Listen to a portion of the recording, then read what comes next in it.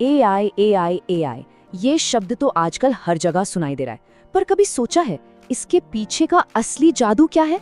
आखिर ये काम कैसे करता है? तो चलिए आज एआई की दुनिया के सबसे पावरफुल आइडिया को एकदम आसान भाषा में समझते हैं, और वो है न्यूरल नेटवर्क्स। बस ये एक लाइन इस पूरी टेक्नोलॉजी का निचोड़ है।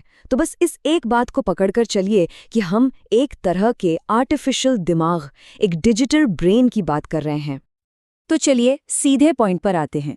ये एआई का दिमाग, जिसे हम न्यूरल नेटवर्क कह रहे हैं, आखिर है क्या चीज़? और मज़े की बात यह है कि इसका जो आइडिया है ना, वो असल में हमारे अपने दिमाग से ही लिया गया है। तो इसको ऐसे समझिए कि ये एक ऐसा कंप्यूटर सिस्टम है जो हमारे इंसानी दिमाग की नकल करने की कोशिश कर रहा है, और इसका सिर्फ एक ही सुपर पावर है, वो है ढेर सारी मुश्किल सी जानकारी के बीच में से पैटर्न को ढूंढ निकालना। अब जरा इस स्लाइड को देखिए, यहाँ बात एकदम शीशे की तरह साफ हो जाएगी। एक तरफ है हमारा दिमाग, जिसमें अरबों न्यूरॉन्स हैं जो लगातार सिग्नल लेते और देते रहते हैं। ठीक वैसे ही दूसरी तरफ है न्यूरल नेटवर्क, जिसमें होते हैं आर्टिफिशियल न्यूरॉन्स, जिन्हें हम नोड्स कहते हैं।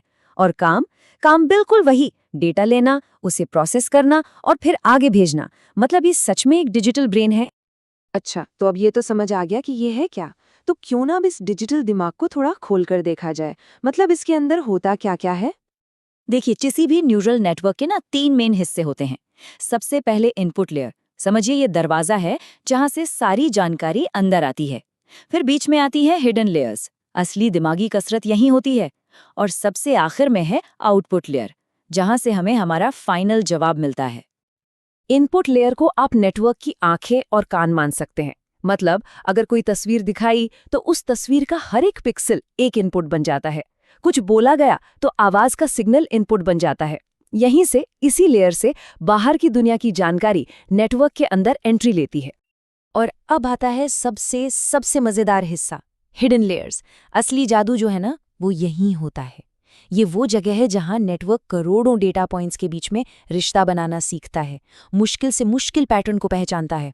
और एक बात याद रखिएगा, जितनी ज्यादा ये हिडन लेयर्स होती हैं, नेटवर्क उतना ही डीप, यानी कि गहरा और स्मार्ट बनता जाता है।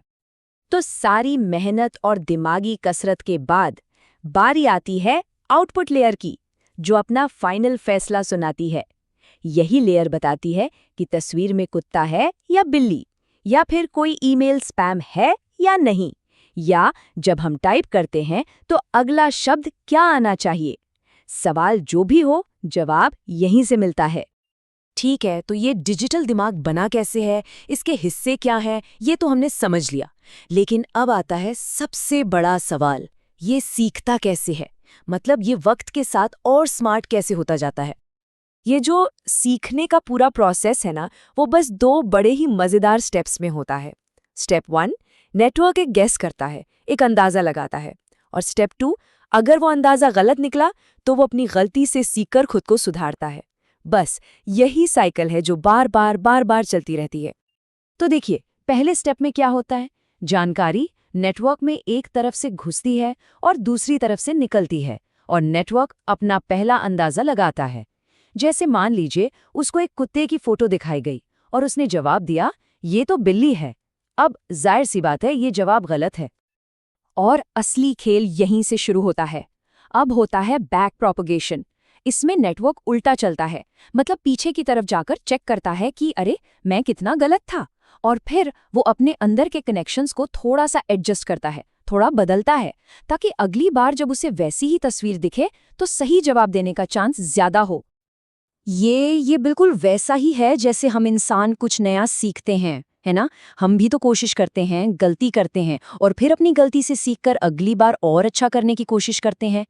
ठीक वैसे ही हर एक गलती इस नेटवर्क को पहले से ज्यादा स्मार्ट बना देती है। अब देखिए, अब तक हमने जो भी बात की वो सिर्फ थ्योरी या किताबी बातें नहीं है। सच तो ये है कि ये टेक्नोलॉजी इस वक्त, इसी पल हमारे चारों तरफ काम कर रही है, और कई बार तो हमें इसका अंदाजा भी नहीं होता। तो सवाल उठता है कि ये डिजिटल दिमाग आखिर है कहाँ पर? और इसका जवाब शायद थोड़ा हैरान कर दे, क्योंकि ये हमारी रोज की जिंदगी का एक अहम हिस्सा बन चुके हैं। जब हम अपने चेहरे से फोन अनलॉक करते हैं तो उसके पीछे एक न्यूरल नेटवर्क है। जब कोई सेल्फ ड्राइविंग कार सड़क पर किसी इंसान को पहचानती है, वो भी एक न्यूरल नेटवर्क की वजह से।